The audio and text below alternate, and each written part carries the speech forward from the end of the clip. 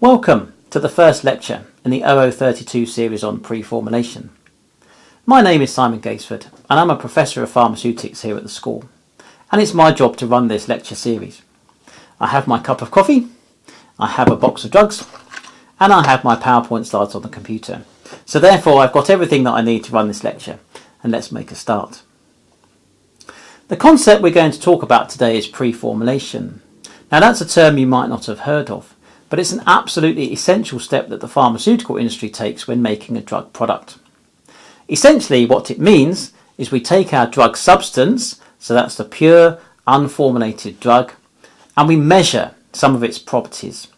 We might measure its physical properties, or we might measure its chemical properties. In combination, those are called physicochemical, and that's a term I'm going to discuss later.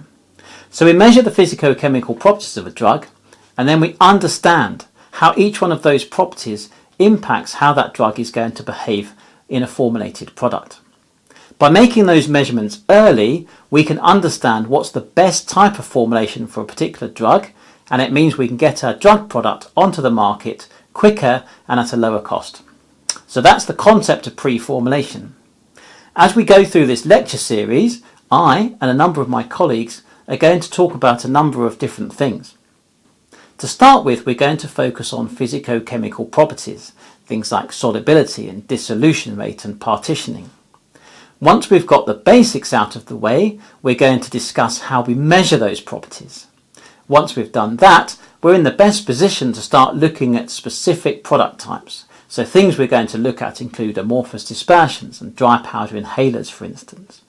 So as we go through the term, we move from understanding the basic concepts of our drug all the way through to how the final product performs. How are we going to deliver this material? On Moodle I put up a lecture timetable, and ordinarily we'd have 2 hours of lectures per week. So what we're going to do is record our lectures, and then each week we will make one of our lectures available to you. Alongside the lecture there may be some notes, and there's probably going to be a set of PowerPoint handouts. As we go through my lectures, I'm going to refer you to specific points in the PowerPoint slides so you can see which bits I'm talking about. How is the module going to be assessed? You're going to do a piece of coursework roughly halfway through the term when we release it, and that's a written piece of coursework. You're going to submit that through Moodle and I'm going to mark it. At the end of the term, probably after Christmas, there'll be an exam, and that's going to be a 24-hour open book exam. So we're going to set the questions and you're going to answer them and submit via Moodle. And before the end of term we'll run a workshop so you can see how we want you to answer the types of questions in our exam. As you go through the lectures, I'm going to put up various references to things I think you ought to read, and you should be reading around the subject. And you're not limited to just those references that I put up. You can also go and find your own material. So take the lecture series as a guide to what you need to know and try and read around it. And in that way you'll be best positioned to answer the exam questions at the end of the term. What sort of material should you be reading, or is there a reading list? So I've listed on the screen 3 textbooks that I think are most useful for this course. The first important textbook is Alton's Pharmaceutics. It's the main pharmaceutics textbooks used in undergraduate programs in this country. The library has hundreds of copies and it's not super expensive. And if you're only going to buy one book, I recommend that one because it covers a lot of different modules that you're going to take. The Florence and Atwood book, which is Physicochemical Principles of Pharmacy, is absolutely excellent but goes into tremendous detail about physicochemical properties. So it applies more to the first few lectures of the series, and it probably has more information than you need. So I would say access that book from the library as and when you feel that you need it. The top book, Preformulation, you might notice has some familiar authors, and the reason for that is because I wrote it. That's because I was on sabbatical a few years ago and I needed something to do, and so what I did was took each one of the lectures in this series and turned it into a chapter. I then put those chapters together and that's the book.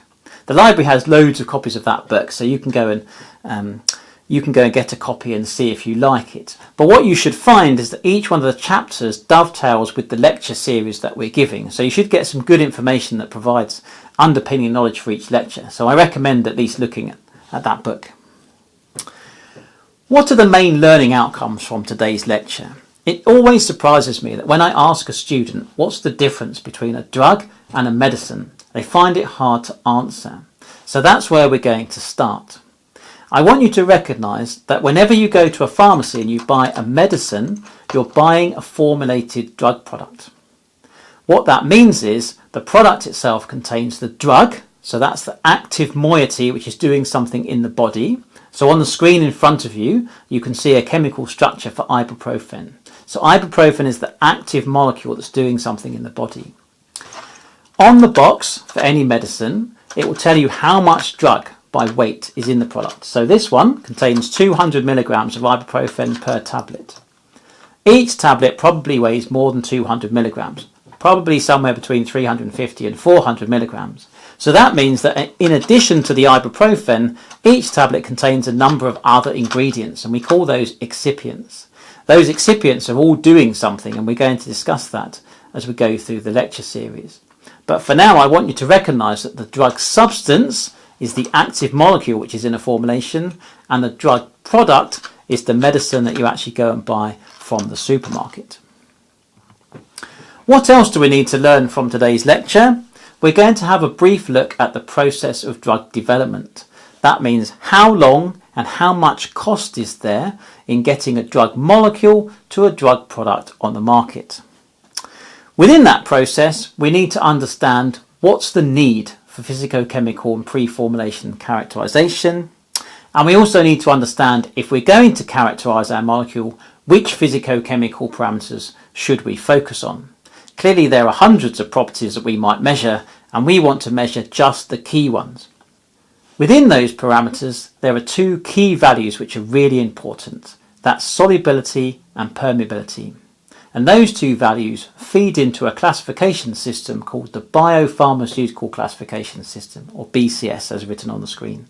And that's a way of rapidly identifying how easy or difficult it's going to be to formulate your drug. So at the end of the lecture, we should get to the point when you can understand what we need to measure and how we classify drugs according to the BCS. Why do we formulate drugs in the first place? If you look at the screen, you can see someone that clearly has a bit of a headache, and so we want to give her a drug to make her better. My preferred drug is coffee, and if that doesn't work, then I tend to go for chocolate. But if you go to a pharmacy, generally they'll give you something more appropriate for what you're suffering. So in this instance, the patient looks as though she has a headache, and so she's going to take a painkiller such as Nurofen, ibuprofen, and then she's going to feel better. From a pharmaceutical perspective, what we're actually trying to do is control the concentration of drug in the patient's blood. You can see on the screen a graph. On the y-axis is concentration of drug in the plasma, and on the x-axis is time following dosing. If you just take one drug, you should see an increase in drug concentration and then a decrease as the drug degrades or is metabolized. There are two key lines on this graph. One says MEC and one says MTC. MEC is the minimum effective concentration. If we don't give enough drug, we won't be able to elicit a response in the patient. So we need to go above the minimum effective concentration in order to get a therapeutic response. Conversely, most drugs have some sort of side effect. That can be maybe a horrible taste, some negative consequences, and in the limit it could be toxic. And so the top line on the graph is the minimum toxic concentration. It means the level below which we should minimize the side effects, but above which we start to get some negative consequences. And so the aim of formulation is to keep the drug concentration in the patient's blood between those two lines, because in that case we should elicit a response but not cause significant side effects. Clearly, if you take one tablet, you'll get a single curve. If you take multiple tablets, you'll get curves one after each other, and in that way we can try and keep the drug concentration within that window. There's one key parameter that we have to understand with drugs, and that's the physical form. And by physical form, I don't just mean the shape or the colour, I mean how the molecules of drugs align with themselves. If they're aligned in a pattern, then the material is crystalline, and if they're not aligned in a pattern, the material is amorphous. Now this concept of crystallinity and amorphicity we're going to look at in some detail later in the term. But for now, I think it suffices just to look at a number of products and see how whether something's crystalline or amorphous affects how the product works. On the screen in front of you there are 5 different types of medicines that you might buy, and each one is critically affected by the physical form of the drug. If we start at the bottom right with the blue tablets, it might surprise you to know that even a simple tablet like this is affected by the physical form of our drug. The chances are that the drug in a tablet is a crystalline powder, but even crystalline powders can have different patterns. They're called polymorphs, and different polymorphs dissolve at different rates. So if we don't understand which polymorph our drug is existing in the tablet, we can have a tablet where the drug dissolves faster or slower. The next example to look at on the screen is the top left, which is a very complicated looking device. You may or may not have come across these, but it's a dry powder inhaler. That's intended to deliver a drug substance to the lung as the patient breathes in. Now you might not understand how these are formulated, and we're going to look at dry powder inhalers in a special lecture later in the series. But for now it suffices to know that the drug itself has to have a really small particle size to be inhaled. Drug particles that are really small are difficult to formulate, and so in most dry powder inhalers the drug powder is mixed with an inert carrier. It's usually lactose. It's really important when we formulate that the drug powder sticks to the lactose particle, because that's what we want to formulate, a combination of drug and lactose. However, when the patient breathes in, they need to generate enough turbulence in their airstream that the drug can separate from the lactose carrier and they can swallow the drug. If they don't do that, then they won't actually get any of the drug into the lung, and therefore they won't get better. How that drug particle binds to the surface of the lactose carrier is absolutely dependent on its physical form. If a material is amorphous, it tends to be very sticky, and so it binds really strongly, whereas if it's crystalline, it tends to bind a lot less strongly. If we look at some of the other products, the Listerine, the Nurofen and the vial for injection, they are all characterised as having one key property, and that is that they are amorphous. Now I know that we're going to look at amorphous products in more detail later in the term, but for now it suffices for me to say that amorphous means no crystalline structure. No crystalline structure is really important because it means that the molecules are not being held together very tightly. So when that product touches water, it usually dissolves very fast. And that's a key element for all 3 of the remaining products. If I start at the top right, that's a product you may or may not have heard of. They're called fast melt tablets. The key to a fast melt tablet is you don't need to swallow them with water. You can just put that tablet straight on your tongue. It will instantly disperse. And the reason it does that is because it's an amorphous powder, no crystalline structure. The middle product is Listerine film strips. So again, that's a drug or a flavouring agent in the case of Listerine, dispersed in a polymer. You can carry these around in your pocket, and when you want to use them, you take one of the polymer strips from the packet, put it on your tongue, and it instantly disperses. In the UK, there are very few products that are contained in film strips with an active, but in the US there are a lot of products. Typically a product might contain something like benzocaine, which is a local anaesthetic. So that's a product called Theraflu. So let's say you have a sore throat or something like that. You put the Theraflu film strip on your tongue, it disperses, and the benzocaine is released. And what that will do is it will numb the local area. So that's how that product is working. The product on the bottom left, on the other hand, is an interesting product. It's designed for injection. Now, injection is really important. Obviously, the injection has got to be a solution. It's drawn up into a syringe, and the medic will inject that solution into your bloodstream. It is absolutely essential that that solution does not contain any particles, because particles can block capillaries, and that's extremely bad for the patient. Why then, you might ask me, do we not just formulate the drug in a solution and filter it to make sure there are no particles? The answer is that some drugs hydrolyze in water. That means they degrade by chemical reaction with water. So in this instance, it's a penicillin, and penicillins generally degrade in water. So if we were to make that in a factory, by the time it's given to the patient, there'll be no drug left in it because it would have degraded because it's interacted with water. So the only option in that case is to put the drug as a powder in one vial and have a solution to reconstitute it in the other vial. So the way this will work is that the nurse will snap the top off the glass vial, draw up the solution, inject it into the vial with the drug powder, and then shake it before administering to the patient. It's absolutely critical that that drug substance disperses and dissolves instantly and with no excess powder particles. And the way that is ensured is that that is a freeze-dried powder. Freeze-dried means it's amorphous. Amorphous means it disperses very fast. So 5 different types of product, all completely different, but all completely dependent on the physical form of the drug within them. I used to work for a pharmaceutical company that sold products directly to consumers. And they had a number of key formulation principles which I've never forgotten. And I think it's really important that you understand them because they drive the way that most products are formulated. The first one is that the more trivial the complaint, the more demanding the consumer. Now that at first glance might seem a bit odd. Why would a consumer be so demanding when what they're trying to treat is trivial? So let me give you an example. Let's say you have a headache and you go into the supermarket. You'll be confronted with a wall of different headache tablets, and it's your choice to make a decision as to which one to buy. You might think, I'm not buying that particular product because I don't like swallowing tablets. I like the look of that one because the packaging is more interesting. Maybe I want a fast melting one.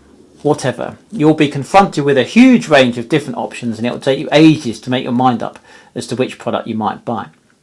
And while we're on that subject, you might find you're better off buying generic products because they're cheaper and just as effective. I'm going to come back to that later. Think about the situation when you had a heart attack and imagine CPR wasn't working.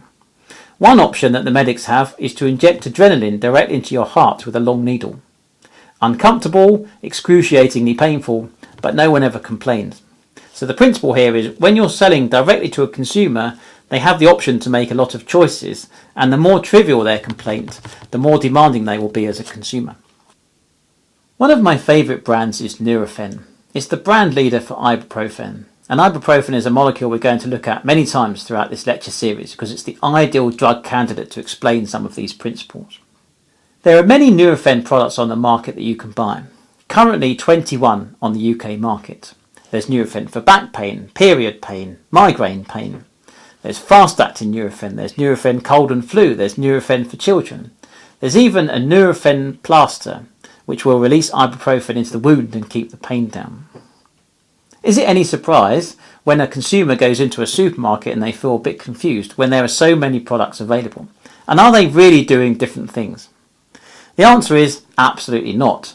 And the manufacturers of Nurofen were the subject of a class action lawsuit in Australia a few years ago because patients there were buying different products, so Nurofen for back pain, period pain, migraine pain and tension headaches, and they were being charged different amounts for those products, even though the tablets were the same. The only difference between those different products is the branding on the box. And unsurprisingly, Reckitt Benckiser was found guilty of mis-selling those products. One of the key things from that is when you're a consumer and you're buying a product, think critically about the product that you're buying. What other formulation principles are important? Another one is OTC products, or over-the-counter. Again, those are products which are being sold directly to the consumer. And so they're often developed on the basis of some sort of marketing or advertising strategy. A good example is this one, which is a product that we've looked at already, Nurofen Meltlets. I said before that meltlets are an amorphous tablet, and so they disperse and dissolve very quickly in the mouth. The key thing about these products is if you have a headache or you have a propensity for headaches, you probably walk around with some sort of headache tablet in your bag or your rucksack. If you're in the middle of nowhere and a headache suddenly comes on, probably because you're in the middle of nowhere, you need a glass of water to be able to swallow one of these tablets, unless you're one of those super rare people that can swallow tablets without water. The beauty of this type of product is that it's advertised directly to the consumer by saying, buy this product, you don't need to take it with water. You can take this directly in your bag, you don't need to carry any water with you because the product disperses directly on your tongue with the water that's in your mouth. Hence H2No on this advert, which I think is absolutely genius. Now there are some other products that I think are also good marketing tools. So on the screen on the left is a product called Igloo. Igloo is interesting because it's a product for treating mouth ulcers. Now in the UK, the brand leading product for mouth ulcer treatment is Bonjela. I don't think you can look at a tub of Bonjela and know what it's treating. But if you look at Igloo, Igloo tells you something about the shape of the gel that you're going to put in the mouth. And it's really obvious when you're in the supermarket that this is a treatment for mouth ulcers. And so I think it's quite a good way of advertising that makes someone buy this product over Bonjela. The product on the right hand side of the screen is even better. Think of a roll-on deodorant, one of those plastic ones with a big wheel at the top that you roll under your arm in the morning. This product is exactly the same. It's designed to treat headaches. It contains nothing but ethanol and water mixed together, and the idea is you have a headache, you roll that solution onto your forehead. I'm not making this up. So you roll the ethanol and water onto your forehead, the ethanol evaporates and your forehead cools down, and in cooling down your headache should get a bit better. And that product is actually called Forehead.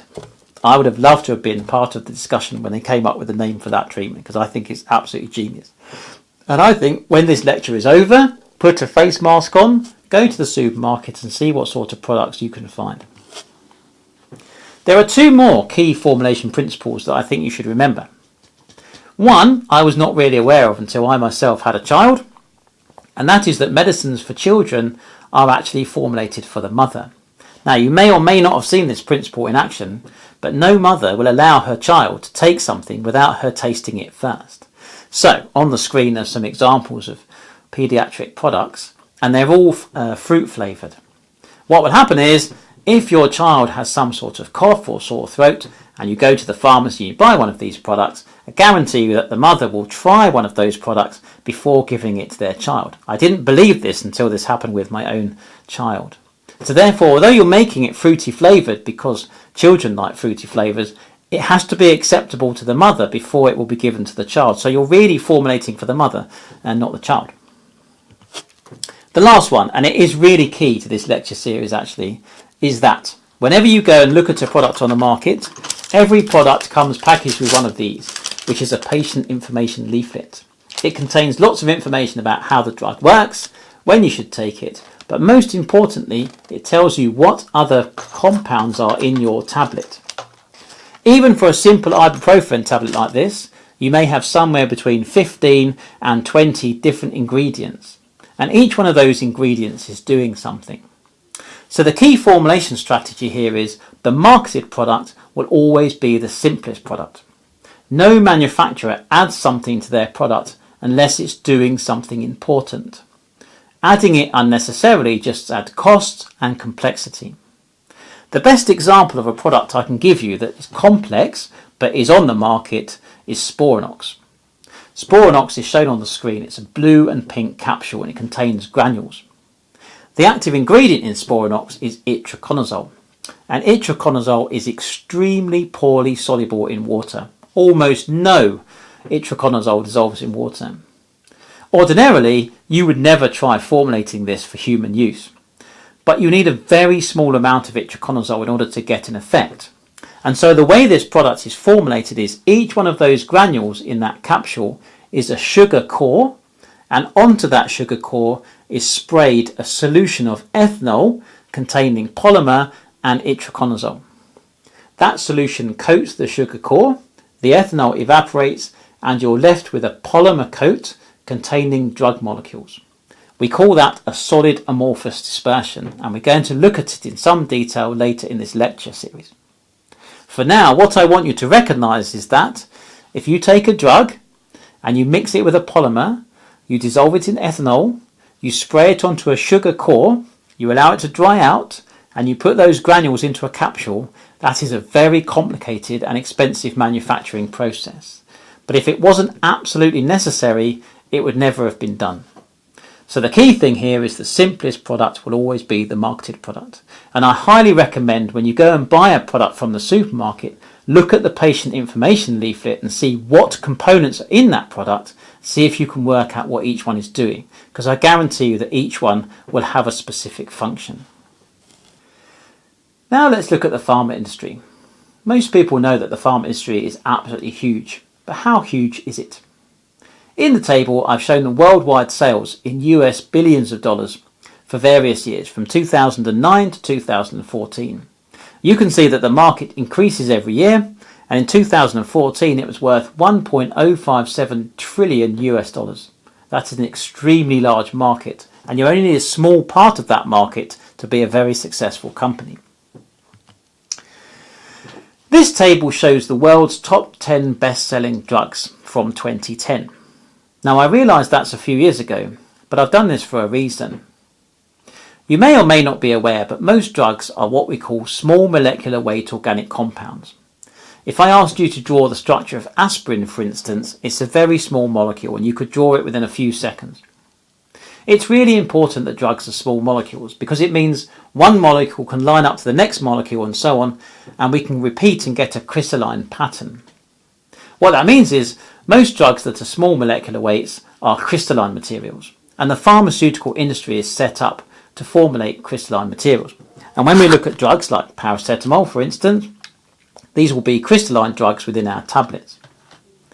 However, the world is changing, and everything on this list is a small molecular weight compound except for 3 compounds with a star next to them. So I'm going to give you a few seconds while I drink a cup of coffee for you to think about what that star might mean.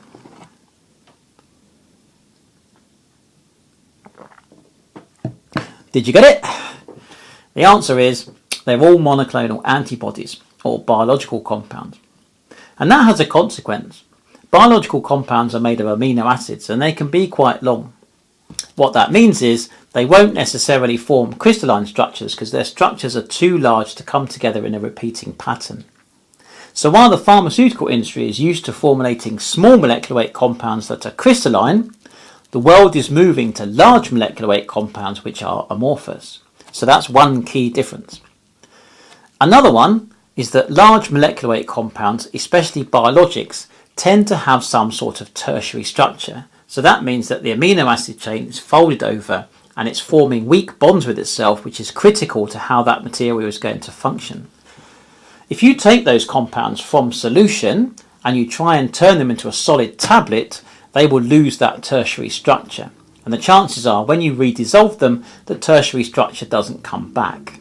And so that means that your product loses function in turning it into a solid.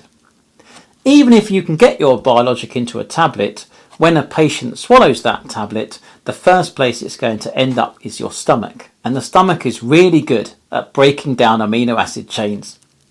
And even if it survives all that, the molecular weight of most biologics is so large they won't be absorbed from the gut.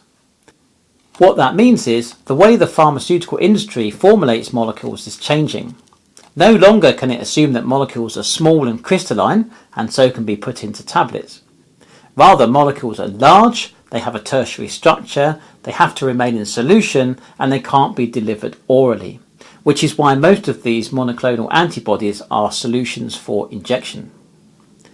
If we look at the next table, which is the worldwide sales in 2015, what you can see, I hope, is that rather than there being 3 monoclonal antibodies, there are in fact now 5 in the world's top 10. And even since this table, the world has moved on, and in 2018, the world's best-selling drug was a monoclonal antibody, which was Humira. So again, we have to pay attention to what type of molecules are being formulated because it impacts what our formulation choices are. How long does it take the pharmaceutical industry to get a molecule from the laboratory onto the market? 1 year? 5 years? The answer is it will probably take somewhere between 10 and 15 years. Is it the case that every molecule that a scientist identifies in a laboratory makes it to the market? Absolutely not. The attrition rate is enormous. Roughly, for every 10,000 molecules that might be developed in a laboratory, only 1 will get to market. Even worse, a lot of those molecules fail at phase 2 or phase 3 clinical trials, when the company has invested a lot of money. It takes roughly 10 years and around $2 billion to get a product to market. The patent on a particular product will last for 20 years. So if 10 of those years have been spent developing that product, the company only has a further 10 years to make its money back, which is why brand leading products are usually so expensive. So a key question is, why do we bother formulating products in the first place? Why don't we just give patients the pure drug substance and a spoon and say, get on with it? The answer is There are lots of answers, and some of them are shown on the screen right now. The number one reason is dose. If I were to give a patient a huge amount of drug substance and say, take 3 spoonfuls a day, one patient might take a really heaped teaspoon, another patient might take a much smaller spoon, and so we'd have no control of dose whatsoever. By giving patients tablets, we can guarantee that every tablet contains exactly the same amount of drug, and therefore the patient will get the same amount of drug every time they take the tablet. Now this is good if the dose of your tablet is quite large. So in this instance, these are paracetamol tablets and they contain 500 milligrams. Some tablets, on the other hand, contain a very small amount of drug. So on the screen is an example, ethinyl estradiol. It's an oral contraceptive.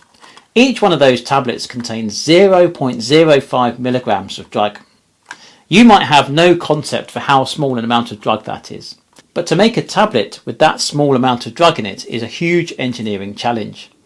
You may have tons of a powder being circulated before it goes into the tablet press, but the proportion of drug is very small. And so it's really important to get uniformity of content in that powder bed before the tablet is made. Just because a tablet contains a large amount of drug doesn't mean it's any easier to formulate. So these paracetamol tablets contain 500 milligrams of paracetamol. Now again, you might not have a feel for how much 500 milligrams actually is, but most tablets are around 400 to 500 milligrams in total weight. Therefore, a tablet like this is going to contain almost all drug. If the drug has the right properties to compact, you don't need to add any other excipients, but that's very unlikely. So even if you've got a high amount of drug in a tablet, you're probably going to have to add additional ingredients to make the tablet hold together, and the tablet becomes very large. The highest drug load I could find in a tablet was 600 milligrams, as shown on the screen. And you don't want a situation where the patient starts to break tablets in half or has trouble swallowing them because the dose is too high. I should point out here that control of dose is not critical for all formulations. Where a formulation is available as a tablet or a capsule, clearly dose is very important. But there are some formulation types which are not formulated as tablets and capsules. So a good example is this syrup for children, and in this case the dose is actually measured with a spoon. Now I fully accept that the spoon itself is defining a dose, but even so, a parent pouring this out is going to pour out a different amount child to child.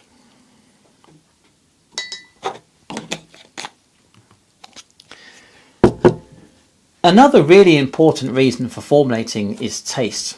Most drugs taste absolutely horrible. In my office I have a 250-page book all about ibuprofen. It's a really fascinating read and I highly recommend it, especially if you can't sleep at night. It will really send you off. In that book is a really interesting graph and it's on the screen in front of you. So this product, which is an ibuprofen suspension for children, is really just ibuprofen suspended in water. If you were just to give ibuprofen in water to someone, they would retch it back up again because ibuprofen tastes absolutely horrible. It's bitter and it has an intense burning sensation on the back of your throat. So what you do is you add an orange flavour to try and mask the sensation of ibuprofen. So the graph on the screen is showing you the results of a patient test where they were asked to rate the flavour intensities they could feel after swallowing one of these suspensions. What you can see is that the flavouring agent, so that's orange in this case, you get a very intense orangey flavour as soon as that touches your mouth. So that's the first peak on this graph. Ibuprofen, on the other hand, has these characteristics of burning and bitterness, and you can see that the bitterness comes next, followed by a burning sensation a few seconds later. Ideally, you want the taste sensation of your flavouring agent to mask the ibuprofen's burning and bitterness, but in this instance you can see that the burning and bitterness are perceived by the patient after the orange flavour. And so this is one of these reasons why children aren't so keen on this type of product, because although it tastes nice initially, they have this burning and bitterness sensation afterwards which makes them not want to take it again. Let's say we have hundreds of potential molecules that might become successful drugs. Can we develop all of them into drug products? The answer obviously is no.